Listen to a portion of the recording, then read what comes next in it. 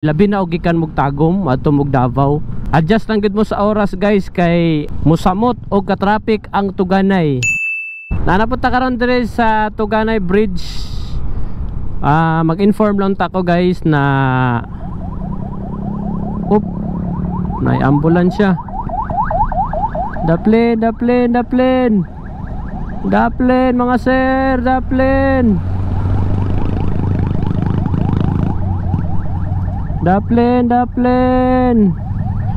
Pag-inform lang ko guys na medyo wide na kayo ang natrabaho dire sa Tuganay, no? Inana, bawal magsunod-sunod og kanang mga rescue, ang mga ambulance. Sa balaod, no, bawal kayo na siya. Malipay ta magsunod-sunod kay para kuwanta sa traffic, no, pero bawal kayo na siya. Ang ako ang vlog karon guys is dire sa Tuganay. Dako na kayo og nahuman ang sa Tuganay. Grabe, excited na kayo ko na magian nato na. Happy tagod mahuman ang pikas linya, no, and taas-taas na gyud ang nahuman nila. Dili lang ang bridge, pati ang sinumpayan sa bridge kaning ilahang dalan gisemento pod nila. And gusto lang na ako i-announce guys kung agi mo dire sa Tuganay, labi na og gikan mog Tagum adto mog Davao.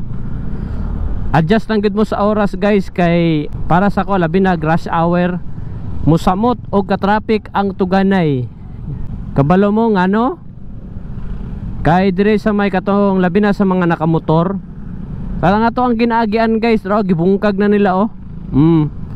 Di ba diha man ta nagaagi kung traffic kaayo, labi na sa mga single. Oh, gibungkag na nila guys. So wala na tay maagian dira. So isa na lang gid ka linya oh, gikan ka og Tagum. Isa na lang ka linya guys. Oh, isa na lang gid ka linya. So magdasok yun ni sa dire, labi na og kanang kuan hapon ting out sa mga pagtrabaho, sa estudyante. Grabe. Layo kayo ang traffic dire guys. So i-announce lang na ako guys, no, na if ever makagay mo dire guys, adjust lang mo sa inyohang time. Kay medyo taas-taas gud ang sagubangon na traffic, no.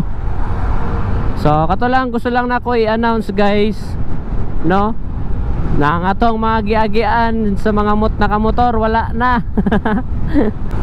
So adjust lang sa oras, mga narong oras, mga buntag, madili pa kayo na siya, no.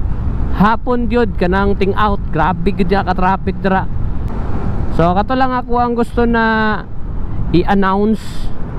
Kita man gyud permente makabantay dire sa Tuganay, no, kay kaduha jud kumuagi dire sa isa ka adlaw. Adjust lang kita sa tong oras. Pati po ang ato ang pasensya adjustan nato kay unsaon taman namang giinana, no. Pero sige lang, gamay na lang po na pag-antos, ma-okay na gining Tuganay Bridge. Kita pong tanan makabenepisyo, labi na tong mga sigig agi dire. So kato lang guys, dire po dayo. Nice kayo kay gipangkalot na nila, gipang repair na nila, no.